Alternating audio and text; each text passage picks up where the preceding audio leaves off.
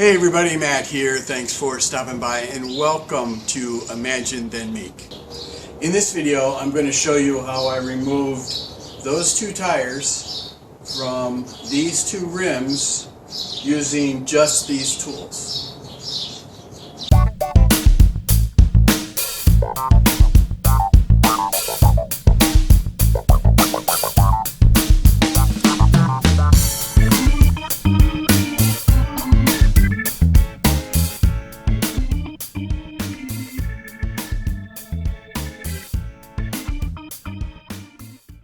So here's the basic setup. The idea is to use the floor jack and the 2x4s to pinch the tire off of the rim. So I positioned the rim and the tire on the jack, so the jack actually pushes up against the metal rim, not just the rubber of the tire. So when you look through one of the holes on the top side of the rim, you can actually see the portion of the jack sticking out a little bit. Here you can see the end of the 2x4 is pushed right up against the metal rim. So taking another quick look at the general setup here, I hope you understand how the wheel sits on the jack and where the end of the 2x4 is on the tire. You'll also notice this is a ratchet strap that goes all the way around the 2x4 and then underneath the floor jack. And the ratchet strap at this point is tight but not super tight. It's basically there to keep the 2x4 and the bottom of the floor jack in the same position as the jack is actually raised. This will be a little bit more clear in a minute. And then you'll also see a bungee cord, and you might be wondering, what's up with the bungee cord? Well, when I was practicing on the first wheel and figuring out the process that works for me to get the tire off of the rim, I actually broke one of the ratchet straps. And so this is a picture of the broken ratchet strap. So when that strap broke, the jack was already pumped up pretty well and the tire was being pinched off of the rim. And so everything re-expanded and the 2x4s came flying through the air. So what I decided to do for tire number 2 is wrap a bungee cord around it just in case the ratchet strap breaks again. The bungee cord should keep the 2x4s from flying through the air. This is the tire size that I'm dealing with. These tires are definitely larger than the tires on my commuter car. So here's a shot of the rim after I got one of the tires off, and you can see the little ridges in the rim. That's the tricky part, is getting the tire past those ridges. You'll see that in a few moments on the video. And just for your information as well, I'm actually scrapping these rims once I get the tires removed. So I'm not really being very careful with the rims at all. Here I'm just relieving the air pressure in the tire and then removing the valve stem. I'll be honest and tell you that I was surprised when the whole valve stem fell inside of the wheel.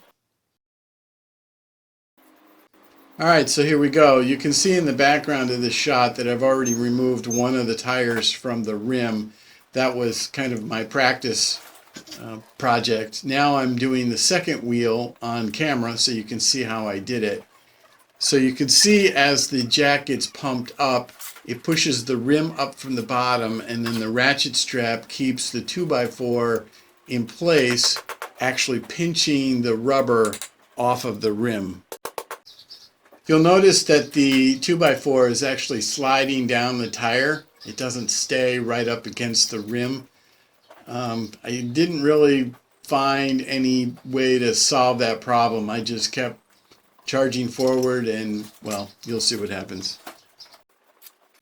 As the tire gets pinched and the whole rim sort of starts moving around, I did find that it helps to put some blocks of 2x4 underneath the opposite side of the tire, so to try and keep the whole wheel more or less horizontal.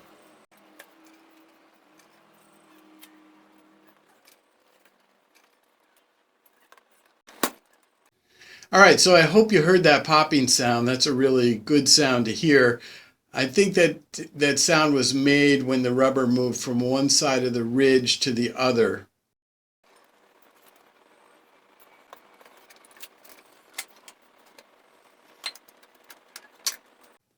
So off camera, I just spun the whole wheel around 180 degrees to start pinching the tire on the other side.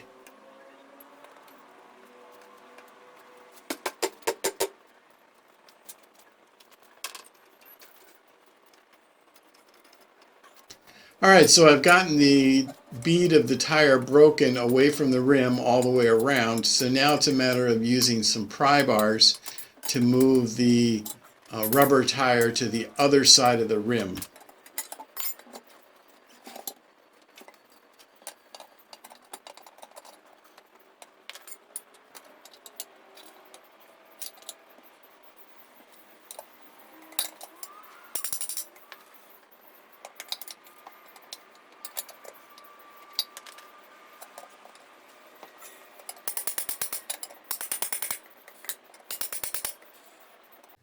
If this looks like it's a lot of hard work, it really is.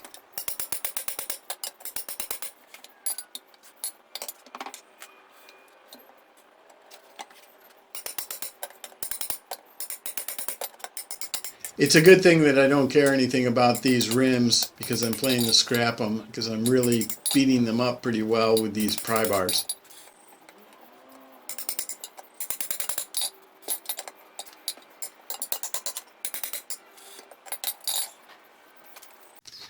All right, enough's enough. It's not really working out so well, so time to try something else.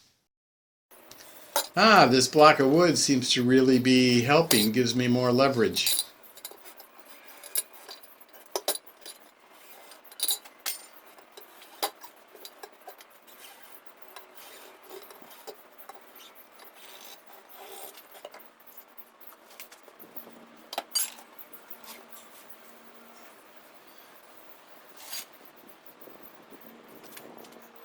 All right, that's one side. Now it's time to turn the wheel over and work on the other side.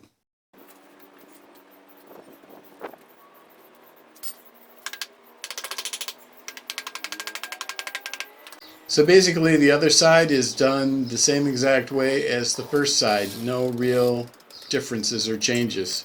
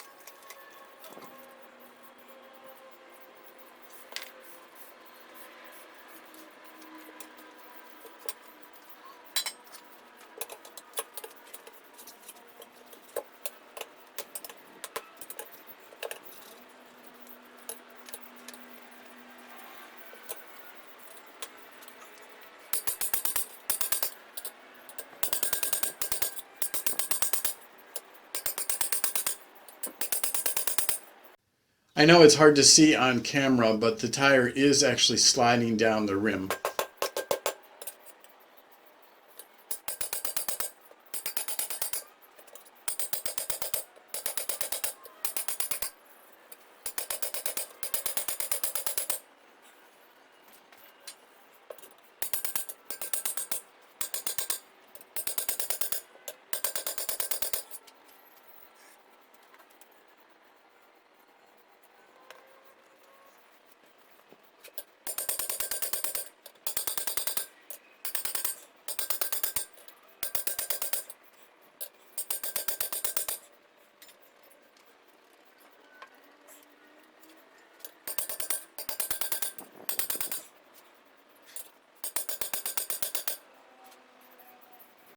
Once again, I rotated the tire 180 degrees off camera.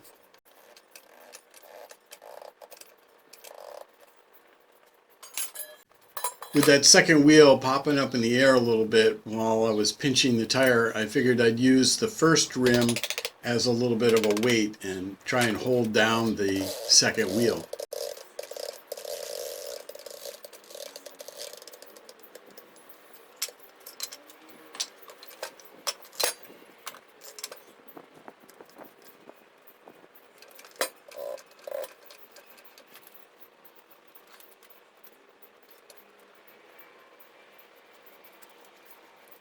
Alright, so I'm on the home stretch now. I've got the bead broken away from the second side of the rim. Now I just need to pry the tire off of the rim.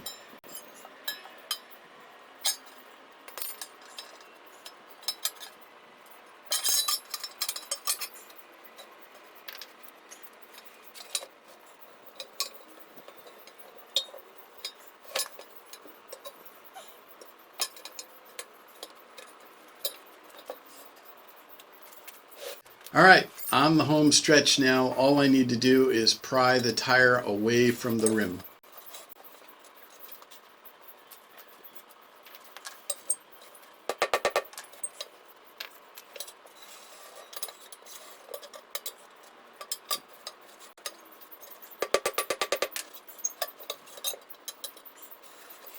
Well, after manually removing a couple of tires from a couple of rims, I can genuinely say that I have a new appreciation for tire machines. It's actually a lot of work to remove these tires manually.